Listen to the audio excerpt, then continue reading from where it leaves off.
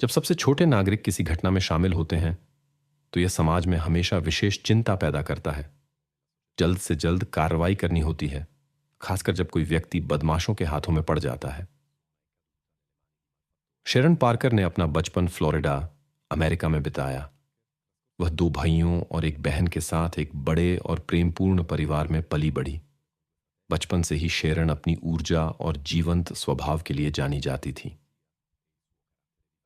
1976 में शेरन के जीवन में महत्वपूर्ण परिवर्तन आए। वह मां बनने की तैयारी कर रही थी और अपने लंबे समय के चुने हुए साथी से शादी कर ली। युवा जोड़ा स्कूल के समय से एक दूसरे को जानते थे। उनका रिश्ता गर्मजोशी से भरा था और समय की कसौटी पर खरा उतरा था। शादी के बाद जोड़े ने अपने जीवन का एक नया अध्याय शुरू करने का फैसला किया और अलबामा चले गए, जो पति के कार्यस्थल के करीब था। यहां युवा शेरन के जीवन में हेदर आई। अनुभव की कमी के बावजूद वह एक शानदार मां बनने के लिए उत्सुक थी। दुर्भाग्य से उसके पति ने स्थिति को अलग तरह से देखा। हेदर के आने के बाद उनका पारिवारिक जीवन बिखरने लगा। आदमी बदलाव के लिए तैयार नहीं था। उसे यह बात चुभती थी कि उसकी पत्नी उससे ज्यादा समय हेदर के साथ बिताती थी। अंततः जोड़े ने अलग होने का फैसला किया। 3 साल की शादी के बाद शेरन अपनी बेटी के साथ फ्लोरिडा चली गई, अपने परिवार के करीब। वह खूबसूरत फोर्ट मायर्स में बस गई और बच्चों की परवरिश और करियर पर ध्यान केंद्रित करने का फैसला किया। पूर्व पति हेदर के जीवन में बहुत कम शामिल था, लेकिन शेरन ने इस कमी को पूरा करने की कोशिश की। शुरू में उसने स्थानीय अस्पताल में लेखा सहायक के रूप में काम मिला। समय के साथ उसने महसूस किया कि अकेले गुजारा करना मुश्किल है और उसने एक जीवन साथी की तलाश के बारे में सोचा, जो हेदर के लिए एक सच्चा पिता बन सके। 83 में उसकी मुलाकात अपनी मां के माध्यम से गैरी पार्कर से हुई। वह निर्माण क्षेत्र में काम करता था, अच्छी कमाई करता था, इंजीनियरिंग की पढ़ाई कर रहा था और एक होनहार, सभ्य इंसान लगता था। बाद में शेरन को यह मुलाकात एक ऐसे पल के रूप में याद आई जब उनके बीच तुरंत स्पार्क हुआ। पहली मुलाकात से ही उसे लगा कि वह अपना जीवन इस आदमी के साथ बिताना चाहती है। उनका रिश्ता तेजी से विकसित हुआ और कुछ महीनों में ही वे शादी कर चुके थे। 1 साल बाद शेरन ने जुड़वां बच्चों जैकब और जोशुआ को जन्म दिया। हेदर, जो अब अधिक स्वतंत्र हो गई थी, अपने भाइयों की देखभाल में खुशी से मदद करती थी। वह बड़ी बहन के रूप में अपने कर्तव्यों को गर्व से निभाती थी और मां की अनुपस्थिति में उनकी जगह ले सकती थी। पार्कर परिवार पूर्ण सद्भाव में रहता था। गैरी एक शानदार इंसान निकला जिसने शेरन और उसकी बेटी दोनों को दिल से अपनाया। जुड़वां बच्चों के जन्म के बाद उनका बंधन और मजबूत हो गया।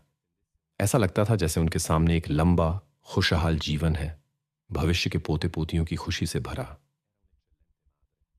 शेरन एक उत्कृष्ट मां और एक ऊर्जावान महिला थी जो घर में गर्मजोशी और आराम का एक विशेष माहौल बनाती थी। वह घर की देखभाल करती थी, जबकि उसका पति परिवार का पालन पोषण करता था। हालांकि उन्होंने और बच्चों की योजना नहीं बनाई थी। 80 के दशक के अंत में शेरन ने अपने पति को परिवार में वृद्धि की खुशखबरी दी। पूरा परिवार बेसब्री से बच्चे के आने का इंतजार कर रहा था। 90 के मार्च 19 को जूली परिवार में आई।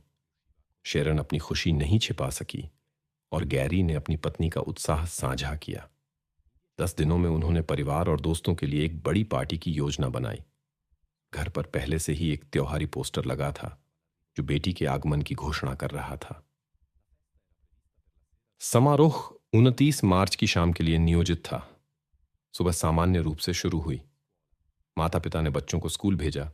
गैरी काम पर चला गया और शेरन जूली के साथ घर पर रही, शाम की तैयारियां पूरी करने के लिए। जुड़वां बच्चे पार्टी का बेसब्री से इंतजार कर रहे थे और स्कूल के बाद तुरंत घर की ओर भागे। जब वे घर के पास पहुंचे तो लड़कों ने कुछ असामान्य देखा। खिड़कियां अंधेरी थीं। जब वे अंदर आए तो उन्हें एक अजीब सन्नाटा मिला। यह उन्हें विशेष रूप से परेशान करता था, क्योंकि शेरन की अपरिवर्तनीय आदत थी अपने बच्चों और पति का स्वागत करना। इसलिए मां की अनुपस्थिति ने तुरंत लड़कों में चिंता पैदा कर दी। शुरू में उन्होंने सोचा कि मां बस बीमार है और उन्होंने उसे पुकारा, लेकिन कोई जवाब नहीं मिला। घर की तलाशी के दौरान एक भाई ने अंधेरे कमरे में शेरन को देखा। वह कुर्सी पर निश्चल बैठी थी। उसने उसे पुकारा, लेकिन उसने जवाब नहीं दिया। छात्र पास गए और जब उनमें से एक ने उसे छुआ तो वह एक तरफ झुक गई। लड़कों ने उसके चेहरे के दाहिने हिस्से पर एक घटना के निशान देखे। डरकर उन्होंने जूली को पुकारा, लेकिन कोई जवाब नहीं मिला। जब वे जूली को घर में नहीं ढूंढ पाए और अंदर नहीं रहना चाहते थे, तो वे बरामदे में भाग गए और सोचने लगे कि क्या करना चाहिए। इस समय हेदर कक्षा से लौट रही थी। जब वह बस से उतरी तो उसने तुरंत महसूस किया कि कुछ गलत था। जब उसने बरामदे पर रोते हुए जुड़वां भाइयों को देखा, उन्होंने उसे अपनी मां के साथ हुई घटना के बारे में बताया। जब वह अंदर गई तो युवा महिला ने स्थिति की गंभीरता को समझ लिया। शेरन कुर्सी पर निश्चल बैठी थी। हेदर ने भी जूली को खोजने की कोशिश की, लेकिन सफलता नहीं मिली। बड़ी बहन असहाय थी। उसने आपातकालीन नंबर डायल करने की कोशिश की, लेकिन फोन काम नहीं कर रहा था। वह भाइयों को यह निर्देश देकर कि वे कहीं न जाएं, बरामदे में छोड़कर पड़ोसियों के यहां फोन करने के लिए भागी। पड़ोसन ने संदेह के साथ उसे मदद के लिए फोन करने की अनुमति दी। जल्द ही पार्कर्स के घर के सामने कई आपातकालीन वाहन पहुंचे और कानून प्रवर्तन अधिकारियों ने अपना काम शुरू किया। पुलिस को फोन करने के बाद हेदर ने अपने सौतेले पिता से संपर्क किया। वह तुरंत काम से छुट्टी लेकर घर की ओर भागा। जांचकर्ताओं ने एक महत्वपूर्ण विवरण पर ध्यान दिया। ताले और खिड़कियां अक्षत थीं। इसका मतलब था कि या तो आगंतुक शेरन को जानता था और उसने खुद उसे अंदर आने दिया था, या किसी तरह चाबी मिल गई थी। विशेष रूप से परेशान करने वाली बात यह थी कि जुड़वां भाइयों ने शेरन को किस तरह पाया। वह कुर्सी पर बैठी थी, पैर एक दूसरे पर रखे हुए, हाथ शांति से घुटनों पर रखे हुए, जैसे किसी से बात कर रही हो। यह दृश्य असामान्य लग रहा था, जैसे किसी ने जानबूझकर इसे इस तरह व्यवस्थित किया हो। प्रतिरोध के कोई निशान नहीं मिले। जूली का गायब होना बड़ी चिंता का विषय था, जो केवल 10 दिन पहले पैदा हुई थी। विशेषज्ञों ने सुराग की तलाश में घर के हर कोने की सावधानीपूर्वक जांच की। समय एक महत्वपूर्ण कारक था। मीडिया ने गायब होने की जानकारी का प्रसार किया, लेकिन जूली की एक तस्वीर के अलावा दिखाने के लिए कुछ नहीं था। जब गैरी लौटा तो उसने यह पता लगाने में मदद की कि घर में क्या गायब था। अजीब बात यह थी कि दीवार से त्योहार का पोस्टर गायब था। पोस्टर और हेदर के अलावा कुछ भी गायब नहीं था। यहां तक कि शेरन का पर्स भी अछूता था। यह इंगित करता था कि घटना चोरी से संबंधित नहीं थी। परिवार शांति से रहता था। उनके कोई दुश्मन या कानून से समस्याएं नहीं थीं, न ही कोई कर्ज या अन्य कठिनाइयां। खबर ने जुड़वां बच्चों को विशेष रूप से प्रभावित किया। वे आखिर तक मानते रहे कि उनकी मां बस बीमार है और जल्द ही वापस आ जाएगी। शेरन और गैरी के रिश्तेदार एक दूसरे का समर्थन करने के लिए एकजुट हो गए। पुलिस ने पड़ोसियों से पूछताछ की। जिस महिला का फोन हेदर ने इस्तेमाल किया था, उसने एक दिलचस्प विवरण बताया। जुड़वां बच्चों की वापसी से ठीक पहले उसने गैराज के सामने एक अनजान लाल पिकअप देखी थी। कार पुरानी दिख रही थी और स्पष्ट रूप से परिवार की नहीं थी। वह नंबर प्लेट नहीं पहचान सकी। पिकअप से एक महिला खरीदारी के बैग के साथ उतरी और शांति से घर में चली गई। गवाह उसकी दिखावट का वर्णन नहीं कर सकी। अनजान महिला ने सिर पर स्कार्फ और काला चश्मा पहना हुआ था। तैयार किया गया स्केच बहुत मददगार नहीं था, लेकिन यह एकमात्र सुराग था। उन दिनों सड़कों और घरों में निगरानी कैमरे नहीं थे, जिससे जांचकर्ताओं का काम काफी मुश्किल हो गया। वे संदिग्ध का एक मोटा मोटा विवरण तैयार कर सके। एक गोरी महिला काले बालों के साथ, जिसे तुरंत प्रेस को भेज दिया गया। घटना की तस्वीर अधिक परेशान करने वाली होती जा रही थी।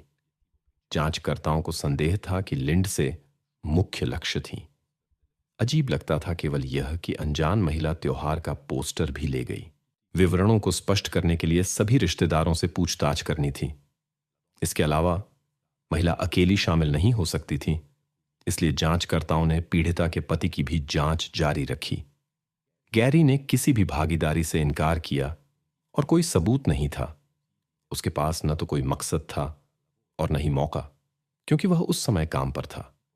इसके अलावा वह सक्रिय रूप से जांच में सहयोग कर रहा था और उसके व्यवहार से कोई संदेह नहीं जगता था। जांचकर्ताओं ने एक दिलचस्प विवरण खोजा। गैरी की एक असामान्य सहकर्मी थी जिसका नाम स्टेफनी था। वे अक्सर साथ काम करते थे और यहां तक कि व्यावसायिक यात्राएं भी करते थे। गैरी ने बताया कि परिवार में नवजात के आने से ठीक पहले स्टेफनी ने उसके परिवार के सदस्यों में, विशेष रूप से उसकी पत्नी में, विशेष रुचि दिखानी शुरू कर दी। गैरी की यादों के अनुसार उसकी सहकर्मी ने एक दोस्ताना मुलाकात की उसकी पत्नी के अस्पताल से घर लौटने के तुरंत बाद। उस दिन बड़ी बेटी हेदर ने स्टेफनी की मुलाकात को लेकर चिंता व्यक्त की। युवा महिला ने देखा कि मेहमान ने उसमें अविश्वास जगाया और संदिग्ध लगी। वयस्कों ने इन टिप्पणियों को नजरअंदाज कर दिया। हालांकि पुलिस ने इस जानकारी में विशेष रुचि दिखाई। वे इस संभावना में रुचि रखते थे कि सहकर्मी ने ईर्ष्या के कारण कार्य किया हो सकता है। वास्तव में गैरी और स्टेफनी काम पर बहुत समय एक साथ बिताते थे। हालांकि आदमी का दावा था कि उनका संबंध केवल पेशेवर था। विशेष ध्यान इस तथ्य पर गया कि पड़ोसन ने एक महिला को देखा था जो घटना से पहले पार्कर्स के घर में प्रवेश कर रही थी। इसलिए जांचकर्ताओं ने इस संस्करण की गहराई से जांच करने का फैसला किया। पुलिस स्टेशन में सहकर्मी से पूछताछ की गई। वह आत्मविश्वास से पेश आई और किसी भी संलिप्तता से इनकार किया। स्टेफनी के पास अपने बयान का एक विश्वसनीय समर्थन था। बताए गए समय पर वह गैरी के साथ कार्यालय में थी। पति ने कानून प्रवर्तन अधिकारियों को अपने दिन का विस्तृत विवरण दिया। उसके अनुसार वह हेदर के फोन तक काम पर था, जिसके बाद उसने जल्दी से कार्यालय छोड़ दिया। जोड़े के परिचितों ने देखा कि परिवार में सद्भाव था और गैरी ने खुद शेरन के साथ अपने रिश्ते को बहुत स्नेहपूर्ण बताया। जांचकर्ताओं से बातचीत में गैरी ने बताया कि उसके पास आत्मरक्षा के लिए एक हथियार है। जांच के बाद पता चला कि उसकी 22 कैलिबर की पिस्तौल का घटना से कोई लेना देना नहीं था। जांच से पता चला कि इस मामले में 25 कैलिबर का हथियार इस्तेमाल किया गया था। हालांकि गैरी ने कोई चिंता नहीं जगाई। उसके बयानों की जांच और पूछताछ लगभग 3 घंटे चली। अंत में जांचकर्ता विधुर की निर्दोषता से संतुष्ट हो गए। इस समय विशेषज्ञों की रिपोर्ट उपलब्ध थी, जिसके अनुसार घटना बिल्कुल नजदीक से, लगभग सटीक दूरी से हुई थी। कोई अन्य चोटें नहीं पाई गईं। नाखूनों के नीचे भी किसी अन्य व्यक्ति के निशान नहीं मिले। इस बीच पड़ोसन के विवरण के आधार पर बनाया गया संभावित अपराधी का स्केच मीडिया, अखबारों और सूचना पत्रों में दिखाई देने लगा। पुलिस को नागरिकों से लगभग 100 सुझाव प्राप्त हुए। एक को छोड़कर लगभग सभी अनुपयुक्त साबित हुए। पेगी मैनसन नाम की एक महिला पुलिस स्टेशन आई। उसने आत्मविश्वास से बताया कि उसने स्केच में दिखाई गई व्यक्ति को पहचान लिया है। उसके अनुसार वह एक रेस्तरां में वेट्रेस के रूप में काम करती थी। वहां उसका एक सहकर्मी क्रेग गर्क था, जो बेथ नाम की एक महिला से शादीशुदा था। पेगी को याद आया कि घटना से एक दिन पहले 28 मार्च को क्रेग ने खुशी खुशी अपनी पत्नी की गर्भावस्था की खबर उसके साथ साझा की और कहा कि जन्म किसी भी क्षण हो सकता है। वह एक समारोह की योजना बना रहा था, लेकिन कोई सटीक तिथि नहीं बता सका। उल्लेखनीय था कि पार्कर्स के यहां घटनाओं के एक दिन बाद जोड़े के पास अचानक एक बच्चा था। घटनाएं एक संयोग लग सकती थीं, अगर कई अजीब विवरण न होते। पेगी ने तुरंत असामान्य परिस्थितियां देखीं। बच्चे के अपेक्षित आगमन से केवल 1 सप्ताह पहले उसने जोड़े को रेस्तरां में देखा था। बेथ की उपस्थिति ने संदेह जगाया। उसका पेट अप्राकृतिक लग रहा था और प्रतीक्षा अवधि पहले ही 43 सप्ताह को पार कर चुकी थी। जब पेगी ने क्रेग के साथ अपनी टिप्पणियां साझा कीं, तो उसने केवल हाथ हिला दिया। उसने कहा कि कुछ महिलाओं में प्रतीक्षा अवधि असामान्य होती है, लेकिन उसकी व्याख्याएं बहुत विश्वसनीय नहीं लगीं। एक अजीब संयोग यह भी था कि जोड़े ने शेरन के साथ घटना के तुरंत बाद एक समारोह का आयोजन किया। पेगी को एक निमंत्रण मिला और वह समारोह में आई। वह विशेष रूप से इस बात से चकित थी कि युवा मां कितनी जल्दी घर लौट आई। बेथ किसी ऐसे व्यक्ति के लिए बहुत आसानी से चल रही थी जिसने अभी अभी इतनी महत्वपूर्ण घटना का अनुभव किया हो। पेगी, जो खुद 3 बच्चों की मां थी, इस कहानी की सच्चाई पर संदेह करती थी कि बच्चा कल ही पैदा हुआ था। जब उसने समाचारों में स्केच देखा और शेरन के मामले के बारे में सुना, तो महिला को बेथ या उसके पति के घटना में संभावित संलिप्तता का संदेह होने लगा। जांचकर्ताओं ने इस जानकारी में रुचि दिखाई और बेथ की अधिक गहराई से जांच करने का फैसला किया। इस समय तक बेथ ने कानून प्रवर्तन एजेंसियों का ध्यान नहीं खींचा था। उसका जन्म 7 नवंबर 1958 को फ्लोरिडा में हुआ था। अपनी पहली शादी में उसके 2 बेटे हुए। हालांकि उसके पति ने आक्रामक व्यवहार दिखाया और उसे यह रिश्ता खत्म करना पड़ा। तलाक के बाद उसे अकेले बच्चों की परवरिश का अधिकार मिला। लेकिन किस्मत ने उसे और परीक्षाएं दी। 1981 में कठिन आर्थिक स्थिति के कारण बाल कल्याण विभाग ने लड़कों को ले जाने और बालक परिवारों में रखने का फैसला किया, क्योंकि उनका मानना था कि मां उन्हें उचित जीवन स्थितियां प्रदान नहीं कर सकती। इन घटनाओं के 1 साल बाद क्रेग कर्क उसकी जिंदगी में आया। वे जल्द ही शादी कर ली, लेकिन यह शादी भी उसे वांछित खुशहाली नहीं दे सकी। जानने वाले याद करते हैं कि परिवार लगातार गरीबी से जूझ रहा था। क्रेग रेस्तरां में काम पर बहुत समय बिताता था। बेथ भी कमाने की कोशिश करती थी, लेकिन शिक्षा की कमी ने उसके अवसरों को बहुत सीमित कर दिया था। सभी प्रयासों के बावजूद परिवार वित्तीय कठिनाइयों से जूझता रहा। बेथ की एक गहरी इच्छा थी, मां बनने की। वह क्रेग से बहुत प्यार करती थी और उसके साथ एक पूर्ण परिवार बनाना चाहती थी। सभी प्रयासों के बावजूद जोड़ा लंबे समय तक इस सपने को साकार नहीं कर सका। पति पत्नी ने एक मेडिकल सेंटर से संपर्क किया, लेकिन विशेषज्ञ भी असहाय थे। अपने जीवन में इस खालीपन को भरने के लिए बेथ अक्सर बच्चों के साथ काम करती थी। वह स्काउट लीडर थी और जोकर के वेश में त्योहारों पर बच्चों का मनोरंजन करती थी। इस समय के दौरान उसकी जीवनी में एक छोटा काला धब्बा आया। उसने एक चेक में हेरफेर किया। हालांकि घटना जल्दी ही सुलझा ली गई। बेथ ने आवश्यक राशि का भुगतान किया और कानूनी समस्याओं से बच गई। कर्क्स का जीवन स्थिर होता दिख रहा था और वे लगभग इस बात से समझौता कर चुके थे कि उनके अपने बच्चे नहीं हो सकते। लेकिन तनाव बढ़ रहा था। बेथ को डर था कि उसका पति किसी अन्य महिला के पास जा सकता है जो उसे वारिस दे सकती है। 1999 के अंत में बेथ ने अचानक अपने पति और दोस्तों को खुशखबरी सुनाई। वह एक बच्चे की उम्मीद कर रही थी। सभी ने जोड़े के लिए दिल से खुशी जाहिर की। उनके आसपास के लोगों ने देखा कि उसका आकार कैसे बदल रहा था। 29 मार्च 1990 की शाम को बेथ छोटी लॉरा के साथ घर आई। केवल यह असामान्य लगा कि उसे जन्म के बाद इतनी जल्दी छुट्टी दे दी गई। फिर भी परिवार ने जीवन के नए चरण का आनंद लिया। बाद में जांचकर्ता रेस्तरां गए जहां क्रेग को काम करना चाहिए था, लेकिन पता चला कि उसकी छुट्टी थी। जोड़े का निजी पता प्राप्त करने के बाद जांचकर्ताओं ने पति पत्नी से मिलने का फैसला किया।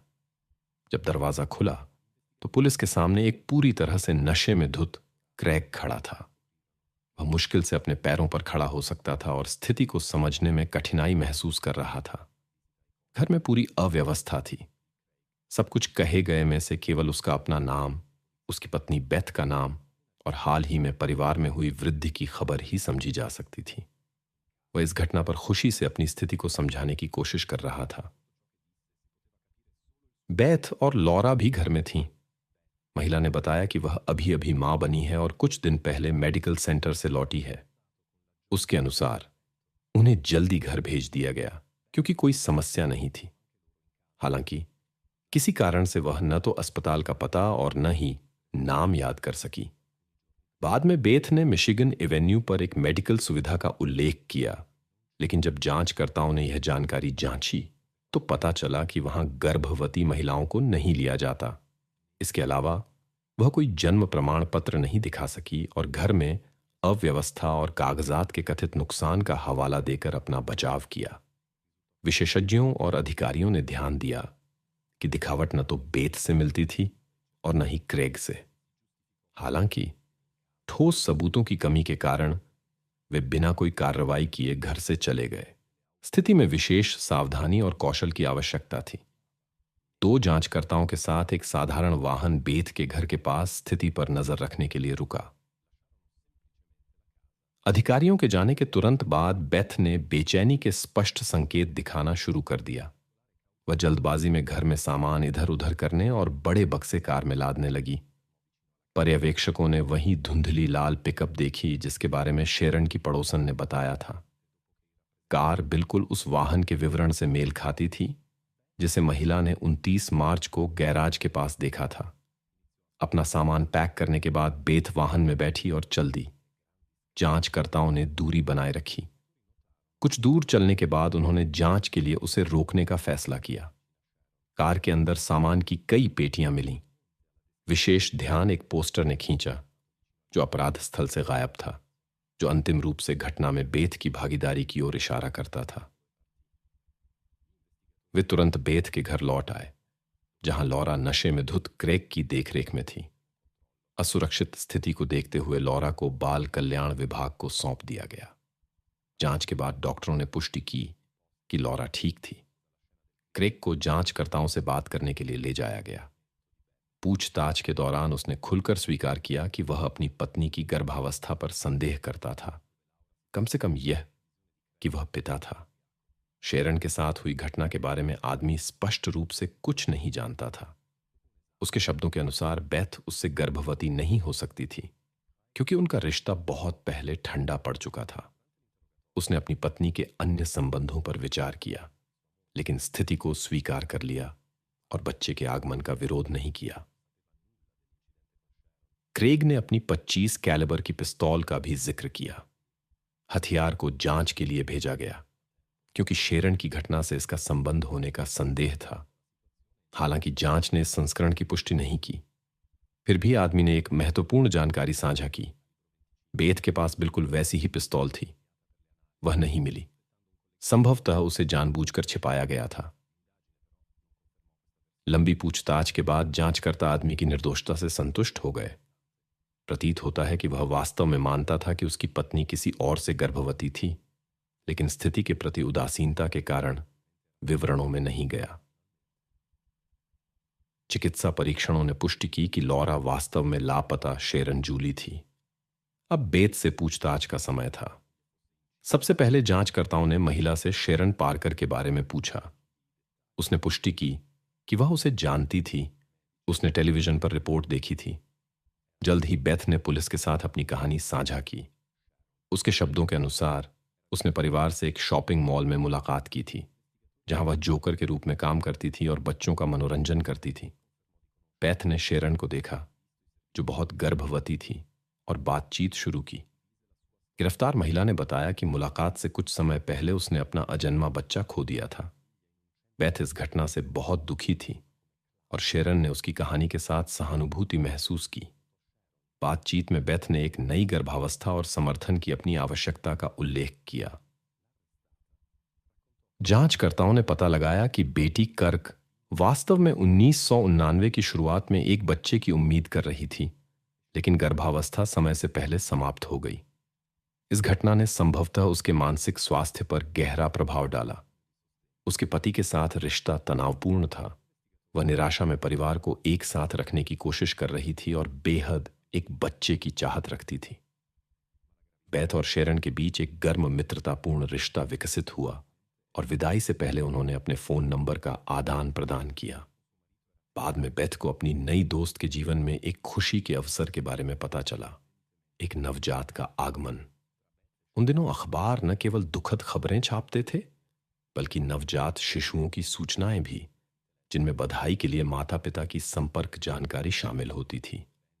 इस जानकारी की मदद से बेथ ने पार्कर परिवार का पता आसानी से ढूंढ लिया। बेथ के बयान के अनुसार उसने अपनी परिचित से मिलने और परिवार में वृद्धि पर बधाई देने का फैसला किया। शेरन ने मेहमान को पहचाना और दोस्ताना तरीके से स्वागत किया। उसने उसे पैसे दिए और दुकान से खरीदारी करने के लिए कहा, इसलिए पड़ोसन ने बेथ को घर के सामने बैग के साथ देखा। जब बेथ लौटी और खरीदारी सौंप रही थी तो अप्रत्याशित घटना हुई।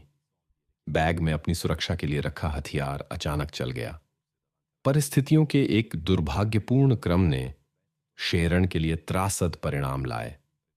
बेथ ने दावा किया कि वह घटना से इतनी आहत थी कि वह बस अपराध स्थल छोड़कर चली गई। वह बच्चे को नहीं छोड़ सकती थी क्योंकि वह उसके भविष्य के बारे में चिंतित थी और इसीलिए उसने उसे अपने साथ ले जाने का फैसला किया। बेथ ने ईमानदारी से जोर दिया कि सब कुछ संयोग से हुआ था और अपनी निर्दोषता पर जोर दिया। हालांकि उसकी कहानी मिले सबूतों और स्थिति के विश्लेषण से मेल नहीं खाती थी। इसके बाद बेथ ने जांचकर्ताओं के साथ आगे बातचीत करने से इनकार कर दिया और कानूनी सहायता की मांग की।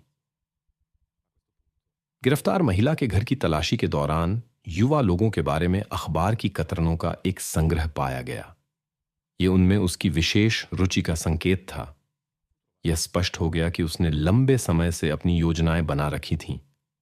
जांच से पता चला कि बेथ ने खुद को चिकित्सक बताकर कुछ परिवारों से व्यक्तिगत रूप से मुलाकात भी की थी।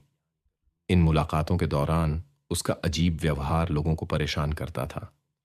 धोखेबाज आमतौर पर जल्दी ही पकड़ी जाती थीं और बाहर निकाल दी जाती थीं, लेकिन शेरन के मामले में उसने पहली बार एक खतरनाक हथियार साथ लिया जो मोड़ बिंदु बन गया। 1991 में अदालती कार्यवाही शुरू हुई। अभियोजन पक्ष ने बेथ पर गंभीर आरोप लगाए, जिसमें बच्चे को गैर कानूनी रूप से रोके रखना शामिल था।